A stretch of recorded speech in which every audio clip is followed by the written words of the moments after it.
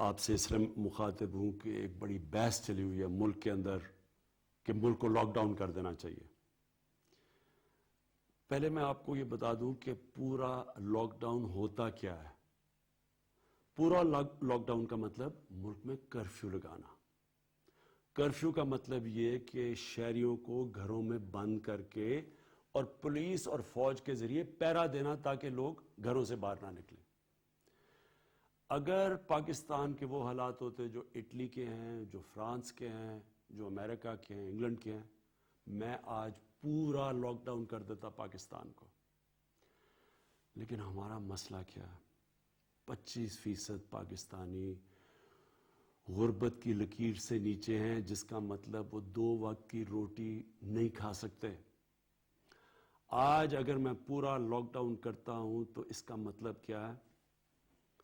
اس میرے ملک کے رکشہ چلانے والے، چھابڑی والے، ریڑی والے، ٹیکسی والے، چھوٹے دکاندار، دیہڑی والے، یہ سارے گھروں میں بند ہو جائیں گے. اور ان کے پاس کیا وسائل ہوں گے کہ یہ 2 ہفتے تک گھروں کے اندر اپنے بیوی بچوں کا پیٹ پال سکیں؟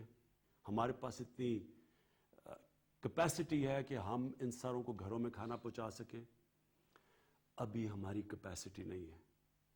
یہ چائنا نے کیا تھا، لیکن چائنا دنیا کا دوسرا امیر ترین ملک ہے، اور انہوں نے جب کیا تھا تو ان کے پاس ایک پورا ایک سسٹم تھا اور پیسہ تھا اور خوراک تھی، وہ کر سکے تھے.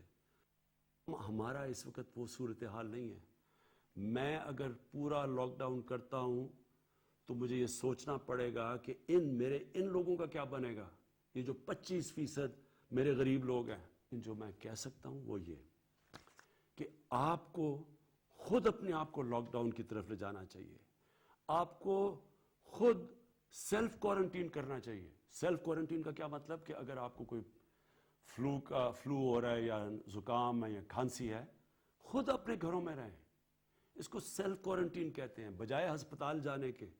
کیونکہ 90% آپ کو اگر کرونا وائرس ہوتا ہے تو آپ کو کوئی ایک فلو کی طرح ہوگا، چند دنوں کے بعد آپ ٹھیک ہو جائیں گے.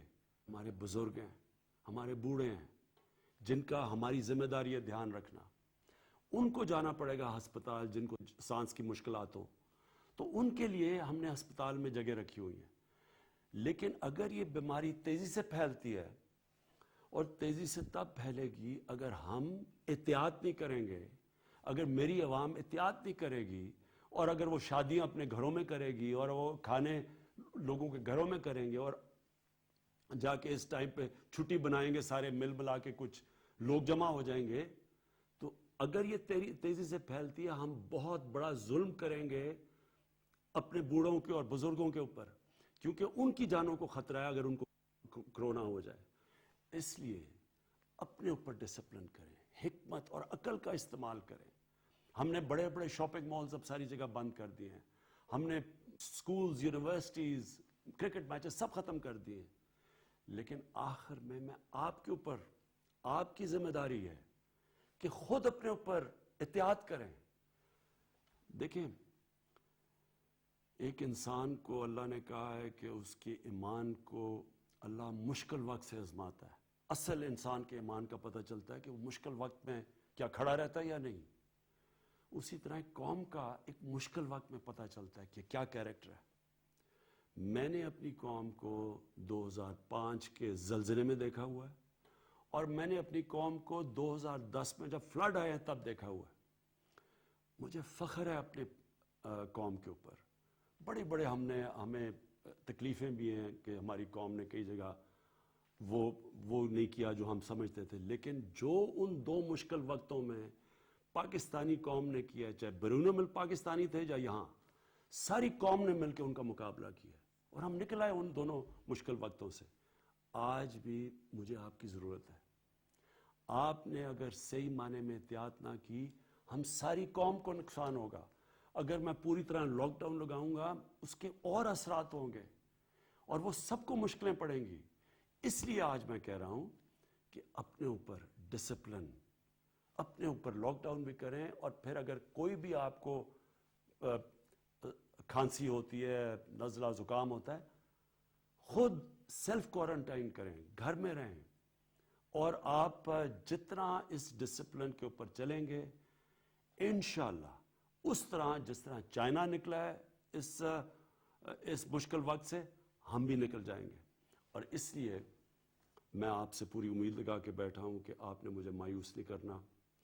آپ اپنے ذہن میں ڈال لیں کہ میں سارا وقت, میں اور میری ٹیم صرف یہ سوچ رہی ہے کورونا وائرس کا کیسے مقابلہ کرنا ہے, ہم نے اپنی بزنسز کو کیسے دیکھنا ہے, انڈسٹری کو کیسے دیکھنا ہے. انشاءاللہ پرسوں میں اس کے اوپر پوری آپ کے سامنے آؤں گا اور بتاؤں گا کہ ہم کیا کیا کرنے لگے اپنی انڈسٹری کے لیے, اپنی بزنس کے لیے, اپنی کنسٹرکشن انڈسٹری کے لیے.